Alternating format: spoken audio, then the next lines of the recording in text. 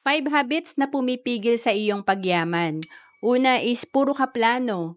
Ito yung hanggang plano lang tayo kasi alam mo madami talaga puro plano at excited lang sa simula, motivated lang sa simula.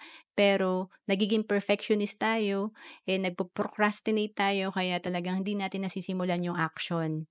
And then pangalawa is kulang ka sa patience. Ito yung 'pag nag-take ka ng action gusto mo sa simula pa lang may resulta ka na. Pero dapat talaga long term tayong mag-isip kasi hindi talaga madalian yung progress natin. And then pangatlo, wala kang priority at focus.